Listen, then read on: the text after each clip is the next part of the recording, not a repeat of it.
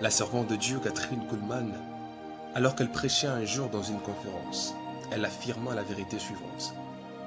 L'une de prière que Dieu exauce très souvent est celle qui émane d'un cœur sincère. Il est une mauvaise croyance, le fait de croire que la qualité d'une prière dépend de la qualité de vie de celui qui prie.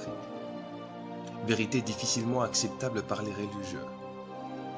Mais l'aspect qualitatif de celle-ci dépend étroitement de la sincérité du cœur de celui qui prie. Très souvent, nous ignorons le fait que lorsqu'on prie, nous nous adressons à un Dieu omniscient, c'est-à-dire c'est lui qui a la connaissance de tout et qui sait tout en avant.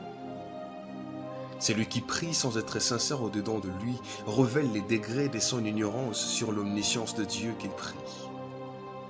La prière n'est pas une information que l'on donne à Dieu, mais un aveu de ce qu'il connaît déjà dans son omniscience. Une prière sincère est un aveu de son incapacité, de son insuffisance, de sa faiblesse et de sa dépendance à Dieu. En d'autres termes, celui qui prie avec sincérité avoue qu'il est faible. Celui qui prie avec sincérité avoue qu'il est incapable. Celui qui prie avec sincérité avoue qu'il est insuffisant en lui-même. Celui qui prie avec sincérité avoue qu'il ne dépend que de Dieu et Dieu seul.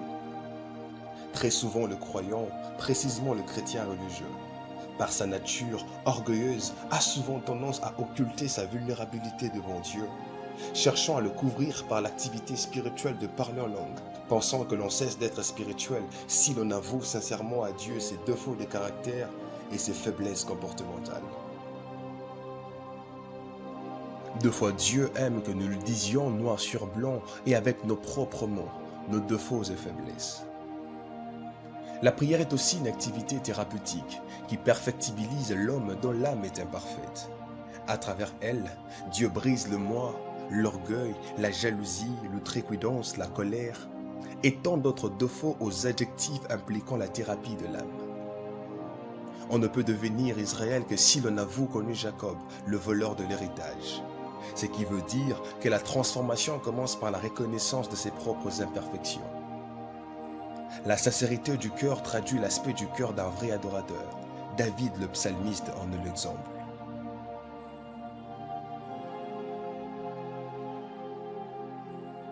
Ah bah c'est avec un cœur sincère que je viens te faire cet aveu. J'avoue qu'il m'arrive de ressentir comme Caïn de la jalousie lorsque l'autre excelle ou accomplit un travail plus que moi. Même s'il m'arriverait de prier pour éradiquer ces sentiments, mais au moins Seigneur, j'avoue qu'il m'arrive d'être jaloux. Comme Saoul, lorsque j'entends le peuple chanter « Saoul a battu 1000 et David 10 000 », ah bah j'avoue le degré de l'imperfection du sentiment que je ressens à ces moments-là.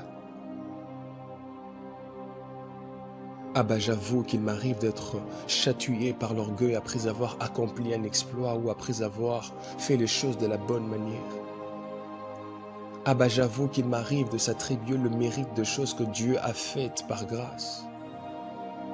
Ah bah j'avoue qu'il m'arrive de refaire les mêmes erreurs et chercher à le justifier par le prétexte de mon humanité. Ah bah j'avoue qu'il m'arrive de faire de crises d'hypocrisie, cherchant à préserver mon image en public sans être vrai dans mon cœur et haïssant même les autres plus profondément.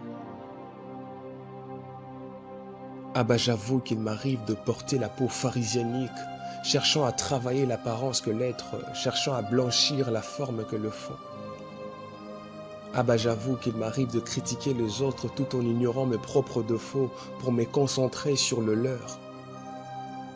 Ah bah j'avoue qu'il m'arrive de tomber dans la queue de la vaine gloire, que dis-je, dans la queue de la gloriole, utilisant comme moyen le service de Dieu. Ah bah j'avoue qu'il m'arrive aussi de vouloir faire les choses pour recevoir en retour les approbations des hommes, oubliant que l'approbation de Dieu est celle qui prévaut sur toutes les autres. Ah bah j'avoue que les motivations de mon cœur dans le service de Dieu ne sont pas toujours pures. Ça m'arrive, ah bah, d'avoir de motivations affectées par le désir de la chair, mais faisant l'œuvre de Dieu. Ah bah j'avoue qu'il m'arrive de m'interroger silencieusement dans mon cœur, comme l'en fait un jour le disciple qui s'est posé la question de savoir qui était le plus grand parmi eux. Abba, j'avoue qu'il m'arrive de vouloir comparer mes exploits à ceux des autres dans le but de connaître qui a bien fait ou qui est bien plus grand que l'autre, ignorant que la quête principale dans le service de Dieu demeure et reste la gloire de Dieu. Abba, j'avoue qu'il m'arrive de présenter mes sacrifices, mes efforts, mes heures de prière, mes jours de jeûne, mes temps de retraite, mes heures de méditation, mes formations théologiques, comme étant la cause de mes résultats et comme étant les éléments qui m'ont permis d'être ce que je suis et d'avoir ce que j'ai. Tout en oubliant que la grâce de Dieu reste et demeure la source principale de mon avoir et de mon être. Abba, j'avoue que ce n'est pas à chaque moment que je te plais par ce que je suis et ce que je fais. Abba, j'avoue qu'il m'arrive de se méconduire et même de te désobéir. Abba, j'avoue qu'il m'arrive de prendre la droite lorsque tu me demandes de prendre la gauche. Abba, j'avoue qu'il m'arrive de croire que ce que je fais, ce que je pense, ce que je suggère, représente le standard de ce que les autres doivent faire et de comment ils doivent penser. Abba, j'avoue qu'il m'arrive de croire par orgueil que j'ai toujours raison. Abba, j'avoue qu'il m'arrive de manquer d'humilité pour reconnaître mes erreurs, pour dire que non, je pense que je m'étais trompé à ces niveaux-ci. Abba, j'avoue qu'il m'arrive d'avoir difficile à accepter certains reproches, pensant que ma façon d'être et de faire est toujours bonne. Abba, j'avoue qu'il m'arrive de manquer une certaine sagesse dans ma gestion de relations avec le sexe opposé. Abba, j'avoue qu'il m'arrive aussi d'avoir une prédisposition à commettre le mal et à vexer les autres. Abba, j'avoue qu'il m'arrive d'être tranchant dans mon langage après avoir été énervé ou mis en colère. Abba, j'avoue qu'il m'arrive d'accuser le diable pour des choses dont je suis moi-même la cause. Abba, j'avoue qu'il m'arrive d'avoir difficile à pardonner mon prochain après qu'il m'ait fait du mal.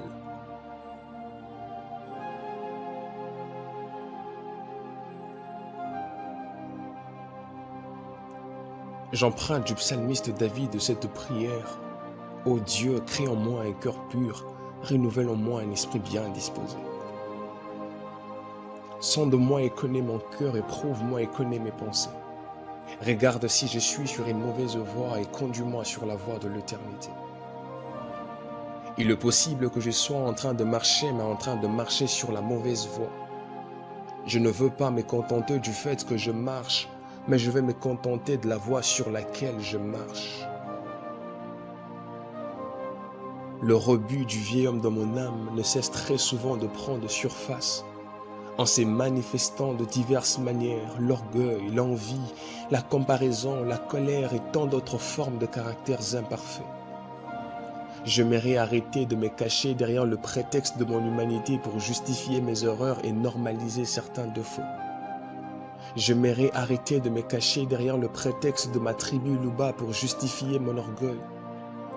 J'aimerais arrêter de me cacher derrière le diable pour justifier mes propres fautes. J'aimerais arrêter de me cacher derrière mes efforts, mes sacrifices pour justifier la gloire que je prétends mériter. J'aimerais arrêter de me cacher derrière l'appellation de Man of God pour fermer les yeux à mes imperfections et ne voir que mes qualités attractives. J'aimerais arrêter de me cacher derrière mes résultats pour croire que ma façon de faire est toujours la meilleure. J'aimerais arrêter de me cacher derrière mes exploits pour rejeter les reproches. J'aimerais arrêter de me cacher derrière ma position pour se croire suffisant. J'aimerais arrêter de me cacher derrière le manque de repères pour justifier mon manque de sagesse dans la gestion de mes relations avec le sexe opposé. Je ne veux pas finir comme Saoul, cherchant à détruire David à cause des éloges qu'il reçoit. Je ne veux pas vouloir détruire mon prochain parce qu'il excelle ou progresse. Je ne veux pas finir comme Osias qui, à cause de l'orgueil, finit par perdre sa place et être frappé par Dieu. La Bible m'enseigne que tu fais grâce aux humbles et tu résistes aux orgueilleux. Le psalmiste dit, le sacrifice qui sont agréables à Dieu, c'est un esprit brisé. Abba, je crois que mon avenir est glorieux. Mais j'avoue le déséquilibre qu'il y a entre ce que je suis et l'être qu'exige cet avenir. Abba, ne me prépare pas seulement un avenir glorieux, mais travaille-moi pour cet avenir. Si ce n'est pas auprès de toi que j'avoue mes imperfections, auprès de qui les avouerai-je? Je ne veux pas vendre aux enchères ce qui m'est cher à cause de la pression de ma chair. Je ne veux pas être un homme qui opère dans le don spirituel mais qui manque le caractère du Christ. Je ne veux pas être un homme qui prêche le Christ sans pour autant le refléter. Je ne veux pas me concentrer sur comment tu m'utilises, mais sur comment je te ressemble. Abba, ne me donne pas le ministère, donne-moi toi. Abba, ne me donne pas d'abord l'onction, donne-moi le caractère. Permets que l'on voie sur ma peau le trace de vérité que je confesse par mes propos.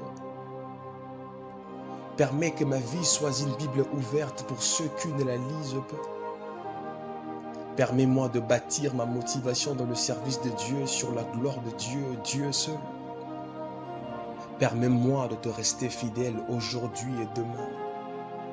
Permets-moi d'affirmer un jour avec hardiesse comme l'apôtre Paul que ma prédication ne reposait ni sur l'horreur, ni sur les motifs impurs, ni sur la fraude.